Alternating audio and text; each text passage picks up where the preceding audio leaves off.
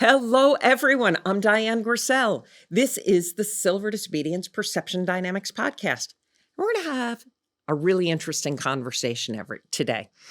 My guest is Gregory de la Haba. He's a multidisciplinary artist, and we're going to find out exactly what that term means because I have some ideas, but I'm not 100% sure.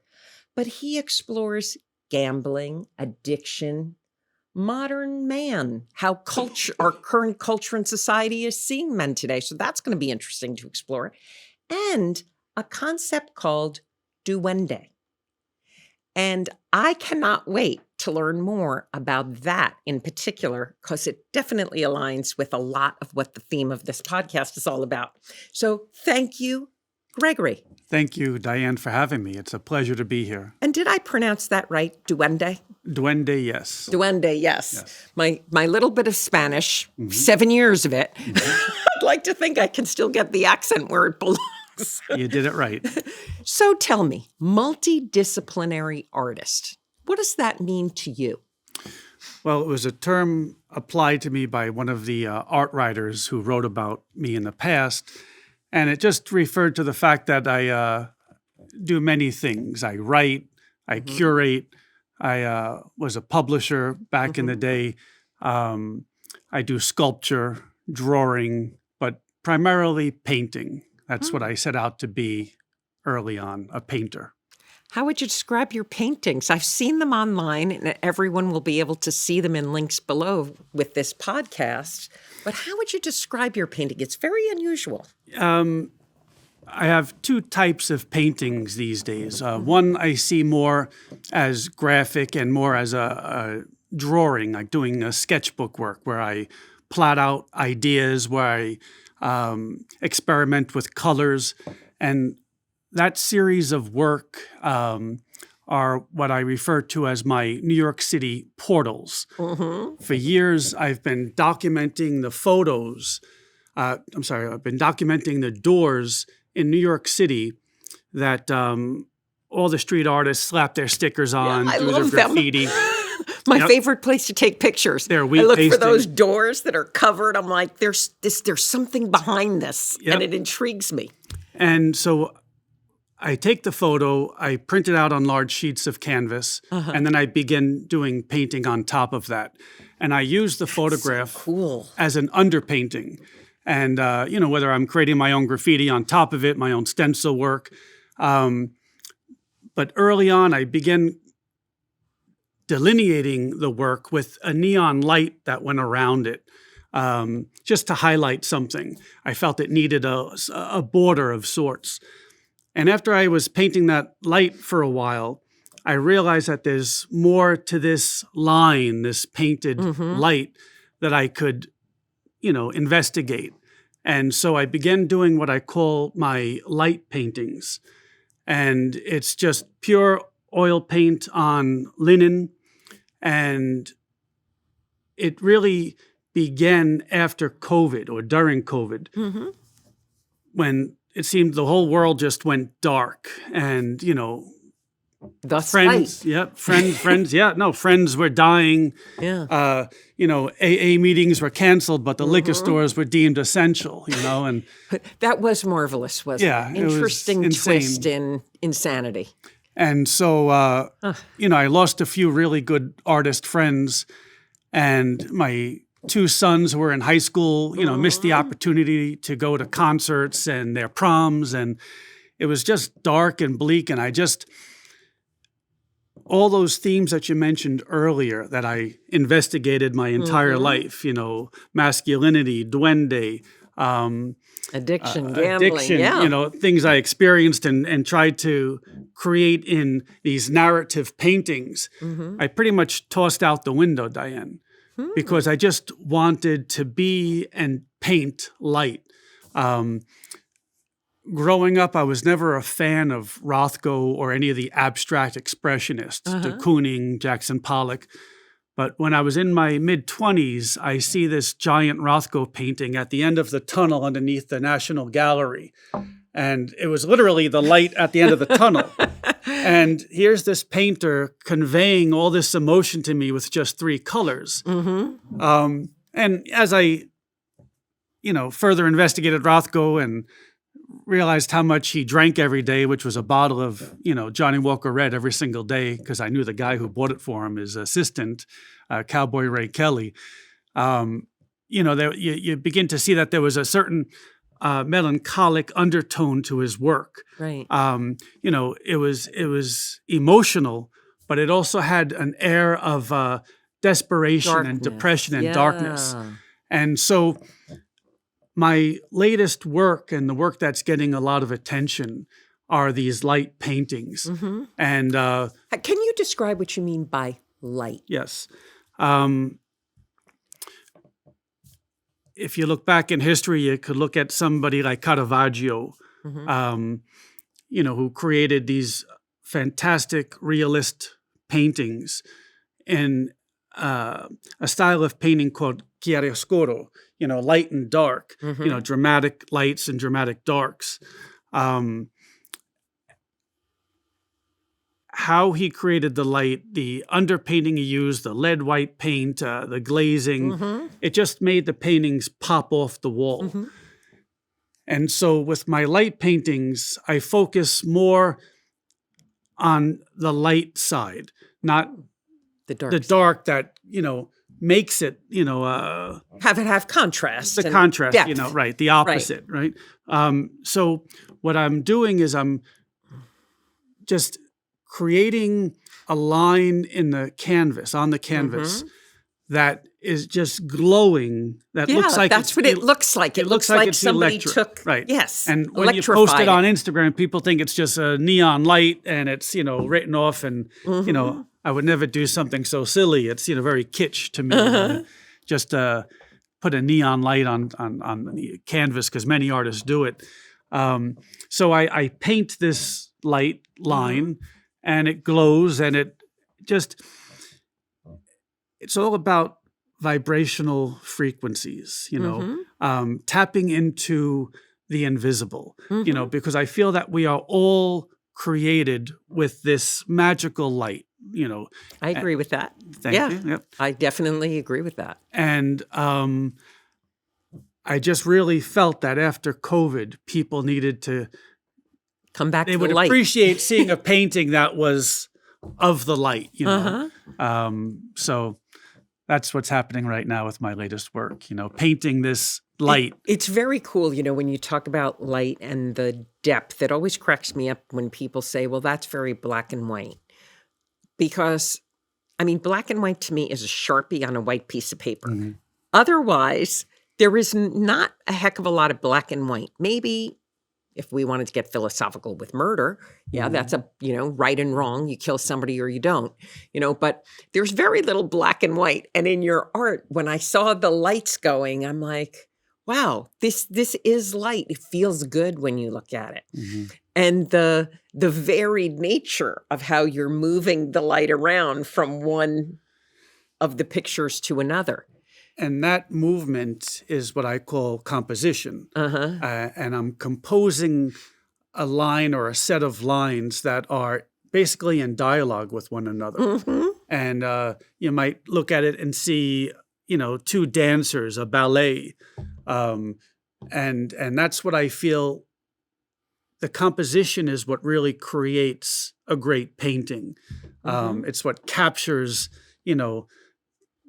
that energy within the framework. Now, when you do these light paintings, are they starting from the picture of the doors, or that's different? No. I'm mixing up my series. The doors are what I look at as my sketchbook work, where I'm just plotting out ideas, practicing line and composition, and really having fun, being creative. No holding back.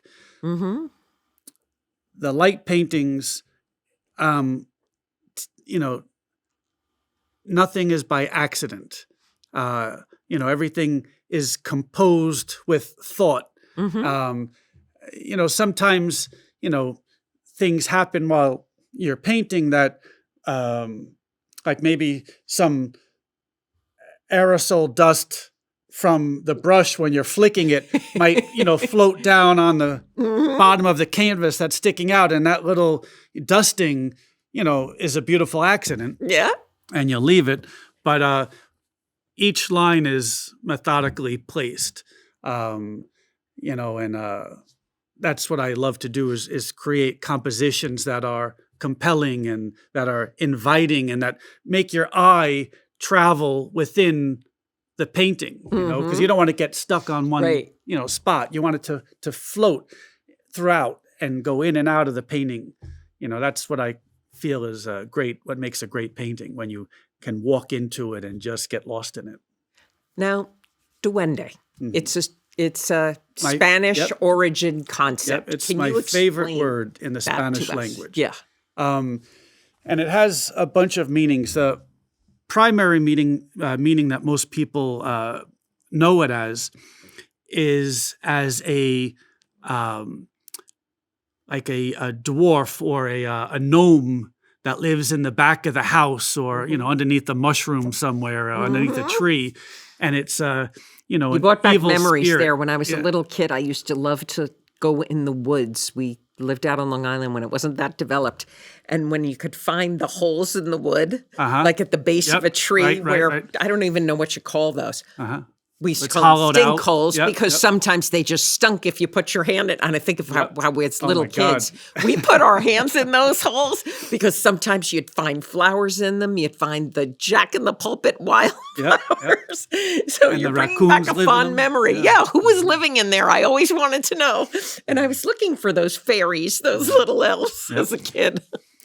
But the meaning that I love Yeah. is its reference to the fact when an artist is all consumed in their work, and when time stops, or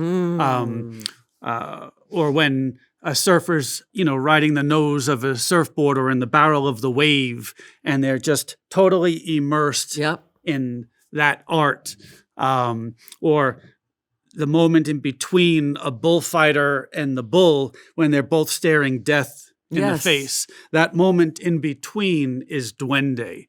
And so for me, it's a magical word, and it's a word that I used and wrote many times in these portals, because it was kind of almost like my graffiti tag, duende. So, That's really interesting, and it triggers so many thoughts, because I write, and I always say, and I can be writing and I have no idea how much time passes, Right. or I can be thinking about what I want to write about and have no idea. right. And I always say to people, if you're not sure what you want to do, pay attention to where time disappears, Right. because that's giving you good insights. Yeah, when you get lost in something, it's the best. And it can be across anything. Like you mentioned, your sons were in high school during, the insanity period. And our daughter was in college and our son was in high school. And he's an extreme skateboarder. And into the whole graffiti underground world. I'm like, I'll show you his tag that's all over the sidewalks, the doors. I go around and I take pictures. I'm like, my son was here. Yeah. But on a lot of doors. But what made me think of it when you say that space in between, because there's some days I look at his body, as he's, gotten out of the shower, he's got his towel around his waist. I'm like, bud, somebody looked at you, they'd think we beat you. That you like you are beaten by someone. Break more bones and But bruises. He talks all the time about that space between as he's going into the move and then lands it. Yeah. Whatever it is, whether it's, I don't even know what they call them all, that's a language of its own, but airborne across a 20-step staircase as he spins his board 4 times, then slides it down the nose and then flips it again before he goes off. But it's like that space. How, Evil Knievel. Oh, one of my favorites. Yep. I'm always sharing the little videos of the kids that try to imitate little boys. I love that about boys, that they want to be Evil Knievel. When I was a kid, every kid wanted to be Evil Knievel. But he said anybody can jump off a ramp. The trouble is landing it. And And staying in that space. Staying in that space. And Because you've got to be in the space to get to the other side. you got to be in the zone. Yeah. You got to see it through. You got to visualize, right? You got to be able to see that you're going to land. There's a great painter on the West Coast, Dave Tourget, and he's part of this group of legendary great artists called the California Locos. And he did a painting that I first saw in Art Basel, Miami, like 10, 12 years ago. And it was called Too Late for Luck. And it was that moment you take off of a ramp or jump, whatever, ski jump a mountain. And it's, it's no longer about luck. It's about being able to visualize that you're going to land. Oh my gosh. Happen. Some interviews give me goosebumps. That visual is so real to me. Too late for luck. Yeah. Just the other day, a girlfriend said to me, I was telling her about something happening. She goes, Diane, you just can't worry about it. She goes, because you take off and land in ways that I don't understand. She goes, but you take the jump. I'm like, I'm going to have to think about that. My mother used to say that when I was a little kid to me. Just... And that's it's also a funny concept. But that's also where you can say it's not always the landing or the destination, but it's the journey too. And it's about being able to just get up and go for it. You mentioned addiction. I love the song, the Aerosmith song. You know the song I'm thinking of. But he uses Steven Tyler, and I think it was with Steve Tyler. Trying to think of who was co-writer in that. They used the line, "Life's a journey, not a destination." Oh, it's amazing is the song. Okay. They used the line, "Life's a journey, not a destination," and it's so true. In anything, and I'm sure even in art, you must see this. So many budding artists or people you talk to who say they want to be artists are so focused on that end game instead of the process that makes art unfold. That was definitely me early on. Because you were younger. Yeah, you're young and stupid. You think you know everything. And when I was younger, I only wanted to paint like, Velázquez, to draw like Michelangelo. And then you realize that by the time you're 21, that you can, fortunately, but there was something missing. And hence, when I saw the Rothko and I see this guy just using color and no figures, no portraits, no hands, no Virgin Mary, and yet he's conveying the same sort of emotion that the Pietà conveyed, it makes you wonder, well, what are you going to do? What are you going to say with your skill set?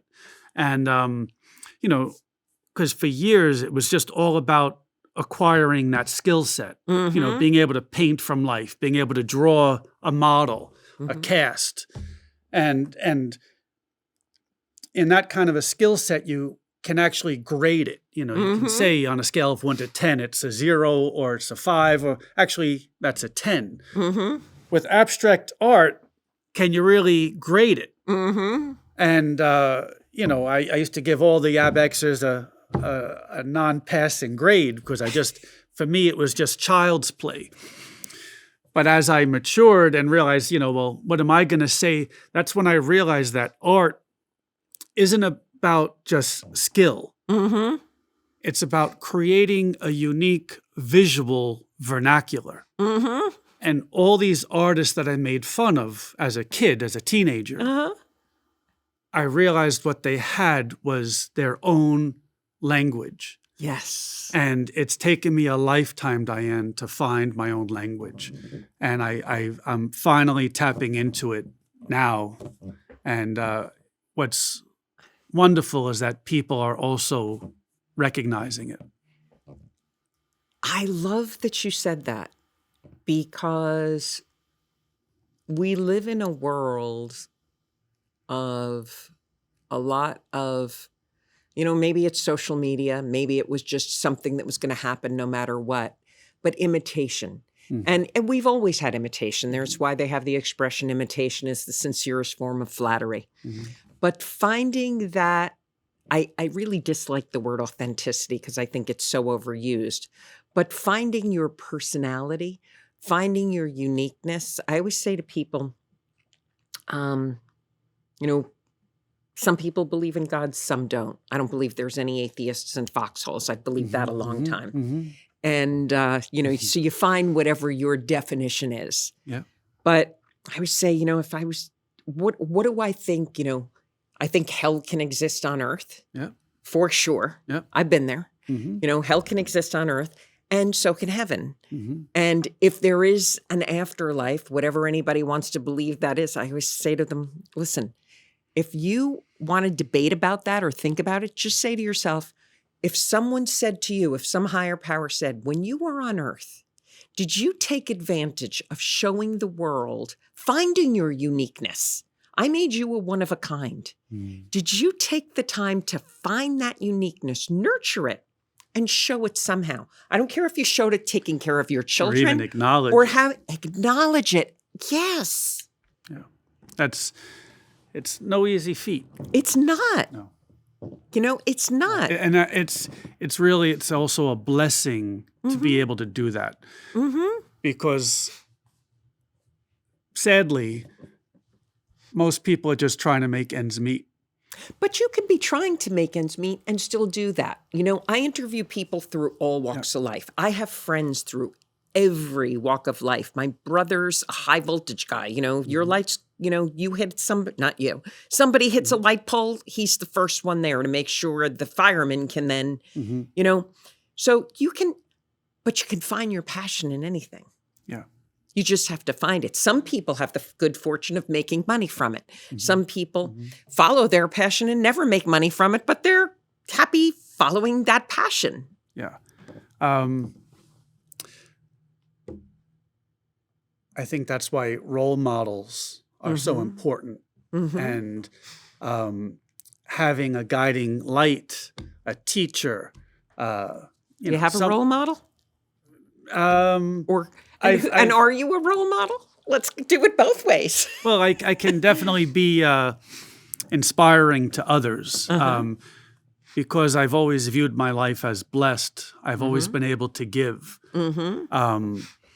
And, you know, I've never have wanted for anything in my life except to be a painter. And that was always the struggle in my life, you know, finding, you know, my way as a painter. Because as I'm thinking it's just a straight line, you know, you have God and the universe whacking you left and right, saying, no, maybe you're going to do this, you know, so you become a publisher. No, I think, you know, you're a writer. You should go write about this art because since you know about it, you might as well write about it. So you spend time writing about art.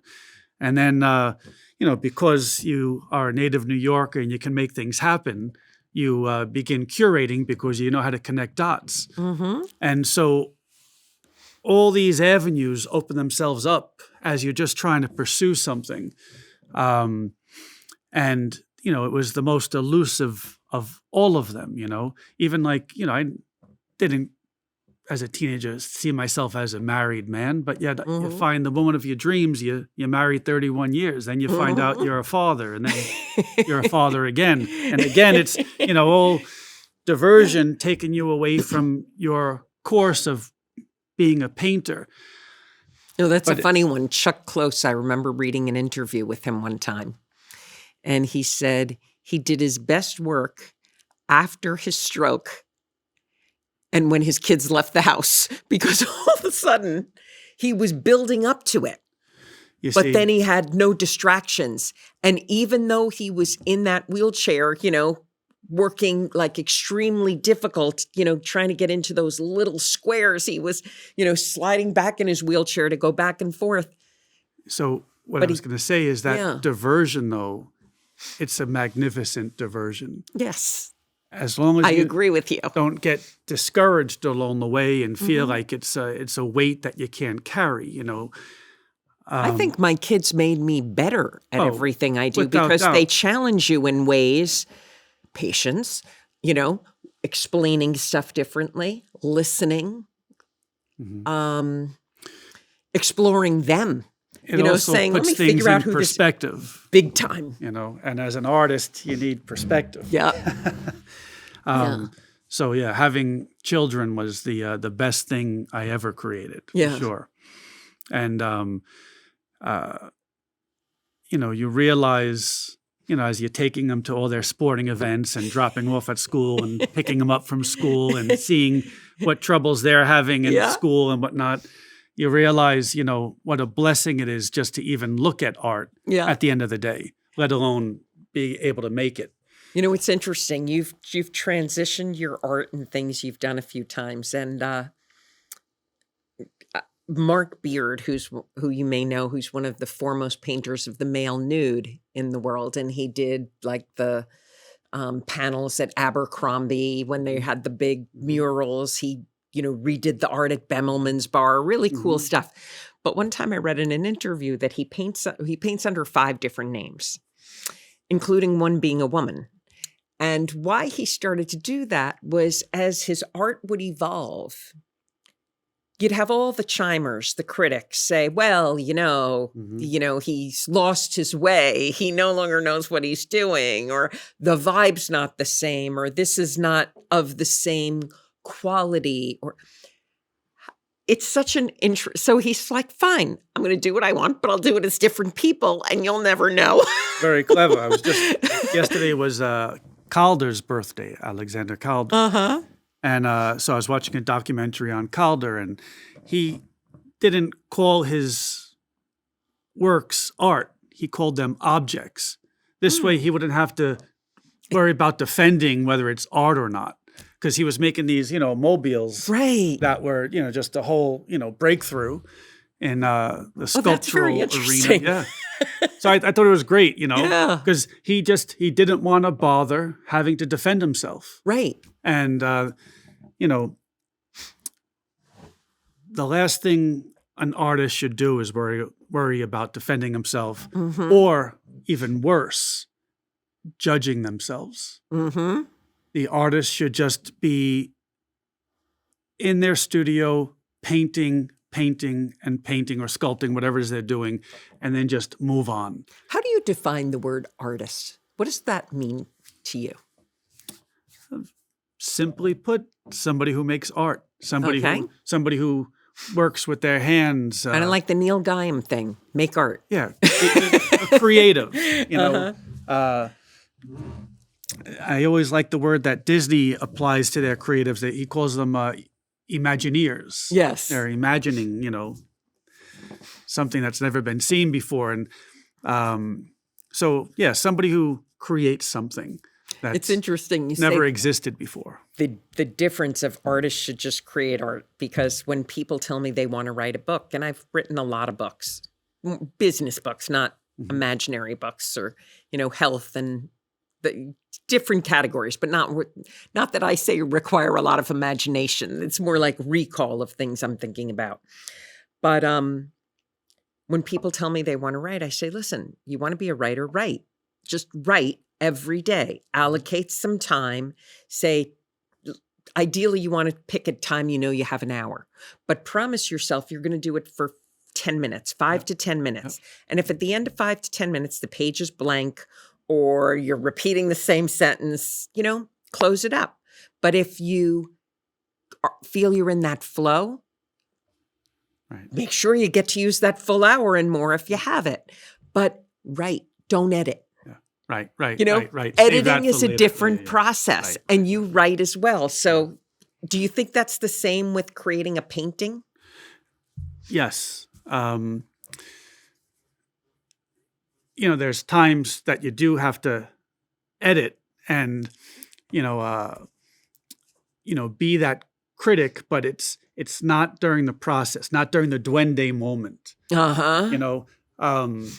For instance, I created these 3 large diptychs, and, the canvas, when it's stretched, it's not cheap. You spend a few $1,000s on, 7-foot panels. It's expensive. Yeah, it's expensive. And, I created these paintings, and I'm just like, it's not there. It's not what I'm looking for. I'm not feeling it.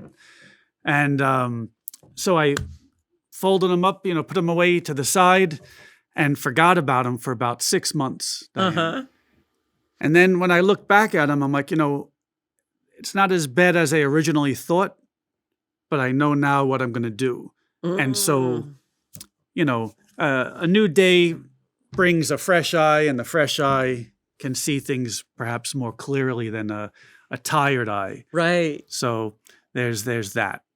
It's so funny you say that, because the other weekends ago, we were with friends and they were like, you got to watch this guy, what he does. And long story short, bottom line, he's building this house in the middle of nowhere, but he paints at night.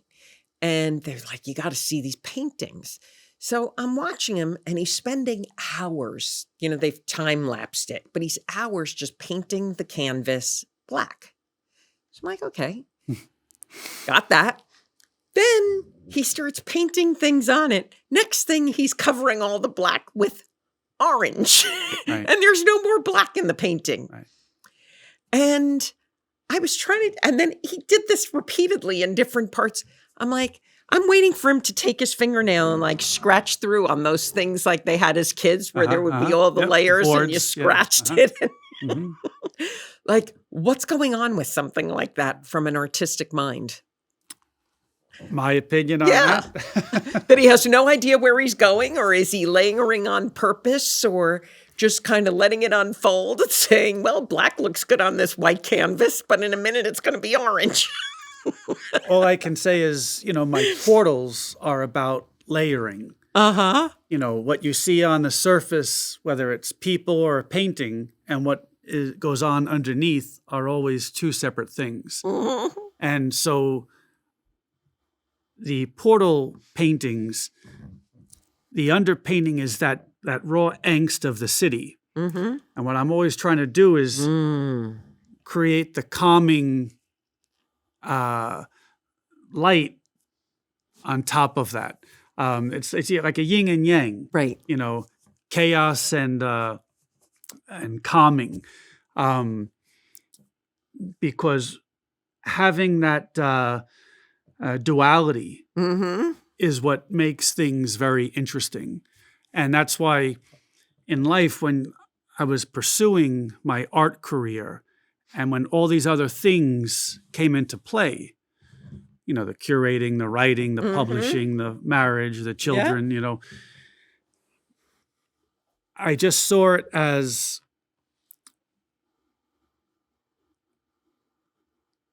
just more of life's experience that I knew would eventually find their way into the painting.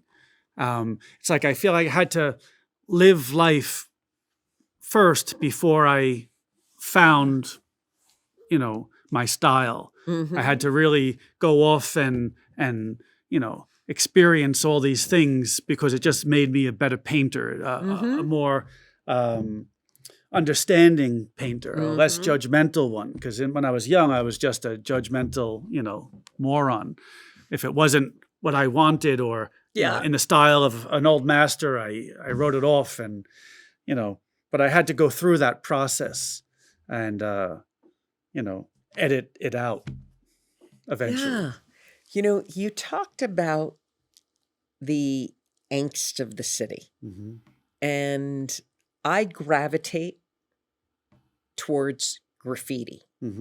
So it must be genetic, since it's gone down into the but graffiti, when I pass a wall, if someone was to pick up my phone, they'd go through and they'd say, you take a lot of picture of stickers. Street art. Like, why are you always like those walls where everyone's trying to get their mark out in the world, right. Their ad, mark making, their tag, as they call it in graffiti. I now know, but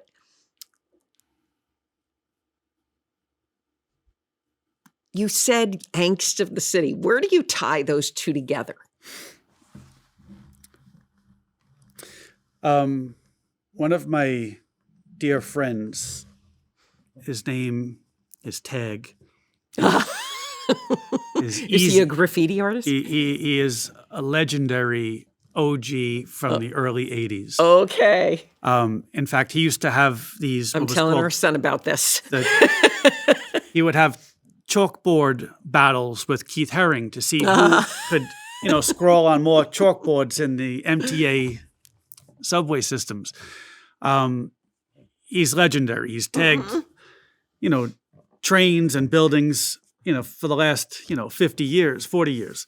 And, but he grew up on the Lower East Side, and he saw his tags, his graffiti writing, as beautifying the neighborhood. Mm-hmm. Now, when you grew up on the Lower East Side in the 70s and 80s, there were a lot of vacant buildings. Yeah. People don't realize how horrible it was, how vacant it was.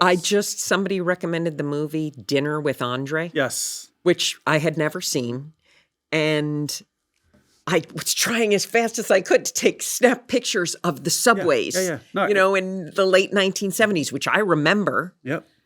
But most people would say, no way, that's just a scene. It did not look like the way New York is now at all. And I miss that. I think I've got some 70s punk in me. I miss that. Yeah. I mean, if there was one good thing from that era is that rents were, $100, $200. And the artists from the time never were concerned about leaving their loft or their studio and going off to Europe for the summer, because they knew when they came back in the fall, there would be plenty of places that they could still rent for nothing. Right. But, the tragic side of that was that how many artists died of AIDS and heroin back then. It was rampant in the East Village and Lower East Side. And that's the neighborhood that Easy grew up in. So that was that was part of the angst, trying to survive that, trying to avoid that, and trying to find some beauty in what was really an ugly neighborhood, So it's still one of my favorite places to walk. I mean, I love walking down just for kicks. When I take a long walk, if I just want exercise, I go from Hell's Kitchen, where I mostly reside, this kind of area, and I'll walk over to Freeman's Alley just to look at the graffiti and the stickers and say, what's different this week? Yeah, no, it is magical. It is beautiful. And it is vibrant. Yeah. And it's just filled with energy. I mean, I'd be pissed off if you did it to my building. If I owned a building and you did it to my building, I don't like that kind of, graffiti. But if it's kind of one of those public, I think scaffolding's free game, even though it's owned by someone. Right. Don't quote me on that. Let's delete that. No, not really. But no, it is. It's also, I believe, a truly American art form. Like, it really, was established in the Bronx and the outer boroughs. Yeah. And it just became this worldwide phenomenon. It's so funny. I remember first coming into the city in like 77, 78, and I'd, go around, and I remember looking for cost and revs. And to this day, I remember the competition of who was going to be tagging what. And you'd look and say, I don't love the craziness of it. When I see something insane, like, how did they get up there? That never makes me feel good. And I wish they wouldn't do that, Yeah, one of my friends broke his back because he fell off one of those billboards. Yeah. But you're right, it's such a New York thing. Mm-hmm. Because I do have people who, follow stuff I do from all over the world, and they'll say, where did you take that picture? What is that? The beauty of New York. Yeah.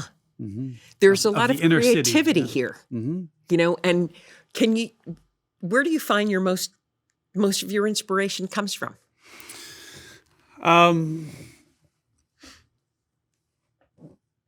I never saw it as, seeking inspiration. That was always something that was just, I felt inside within. Mm-hmm. Yeah. Like, I had, since I'm a child, there was no plan B. It was just, you're a painter, you're an artist. Mm-hmm. And I believe in the power of art. I believe in poetry. Mm-hmm. And I believe that art and poetry have the power to change lives, to elevate, the senses and the spirit mm-hmm. of each individual, and that it can really work for the better for humanity. And that's why I've just always wanted to pursue that, because that was always just within. Now, I look at certain artists and I get energized. Seeing great art makes me want to just return to the studio and just keep painting and keep going after, what I'm working on, and maybe alter it a little bit, Right. Because you're feeling all these awesome things around you, and you realize when you are in a city like New York how much raw talent exists everywhere. Yeah. And so, I'm always going out, seeing what's the latest shows, and Yeah. That's one of the things I love about New York, just seeing, popping into a club at sometimes it's 4 PM to see what band got the stage at 4 PM, because the better band's going on at midnight, but the club is set up that starting at 3:30 or 4, you can get your slot and see if you can get your crowd in and work your way up. It's always fun. I wasn't old enough to go to the Mud Club when it was, but it's I'm older than you. Yeah. Okay. But one of my dear friends is the painter Judy Rifka, Yeah. who in the 70s and 80s was a god. She was a rock star. And, Keith Haring used to curate her work at the Mud Club. And I wish if I could go back in time, I would love to just be at that place and that venue to see, to feel the energy. Yeah. We were talking about black and white earlier, and I think that's one of the reasons why Basquiat called his band Gray Matter, because there's that whole area in between that the real good stuff can be found. When the two are together, that's magic. You mentioned in your bio, I believe is where I read it, exploring maleness, the male species today. What does that mean to you?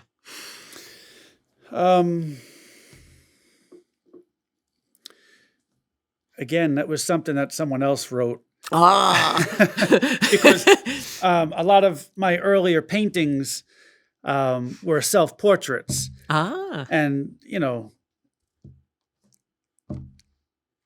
more like in a... It's kind of like first books. Yeah. Erotic, because I'm available. I didn't have to wait for a model to show up. I could just, paint myself. And so I would use myself in a lot of the... the figurative paintings I did. And, my wife would be like, what are you trying to say? And I'm just like, I'm just trying to paint something that no one's ever seen before, something interesting. And so just exploring the human figure, the female figure, and just trying to create a narrative of something that's humane and fascinating and not dull and boring, because I never wanted to lead a dull and boring life. But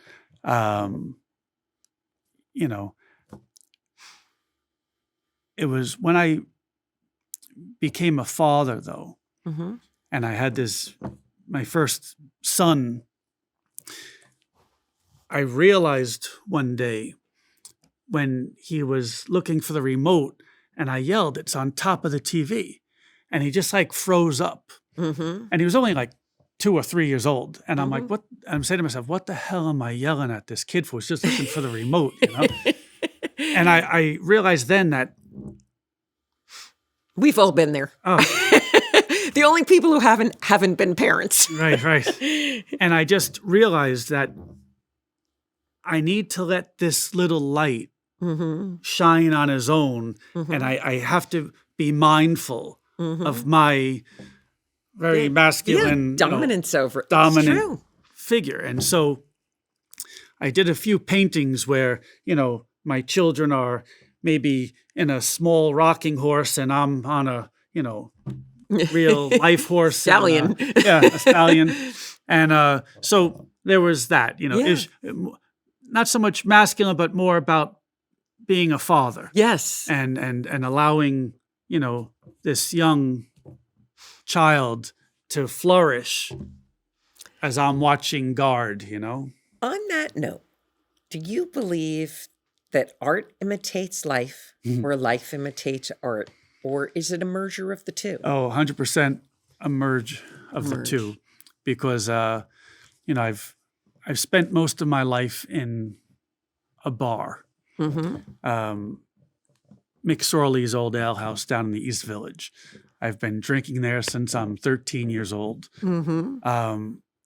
And if I wrote half the things that I saw in there, you wouldn't believe me. Or even anything that I've seen in the East Village over these years. What's fascinating is that,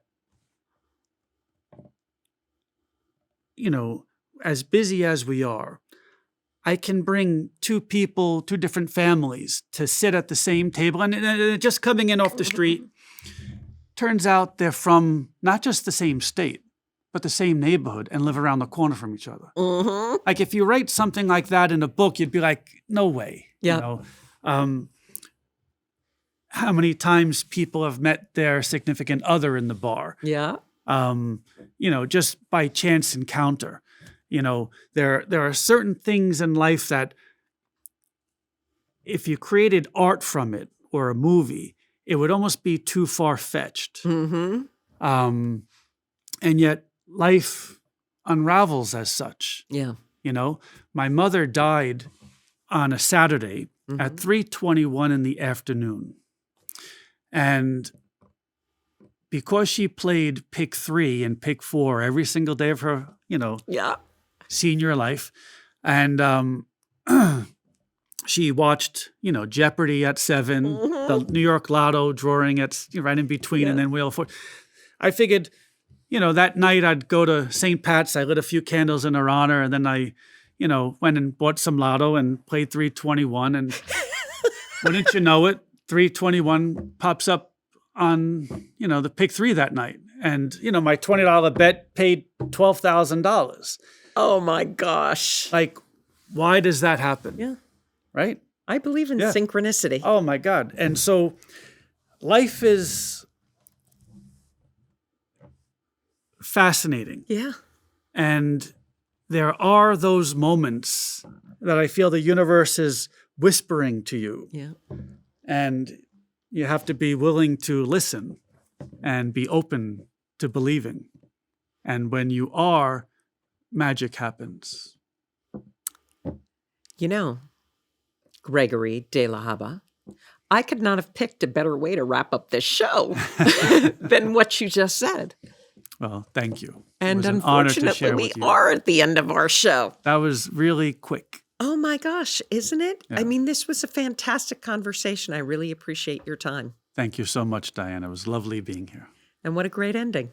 Good. Hello, everybody.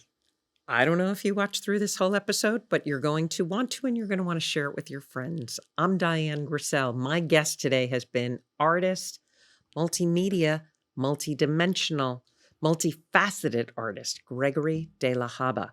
And you're going to be able to find all his contact info below this. Gregory, thank you so much for your time. I really enjoyed this. So did I. Yeah. I wish we could do another hour. We may. Just another day. You never know how life unfolds. That's right. All the best to you. Thank you. Thank you. So thank you, everybody.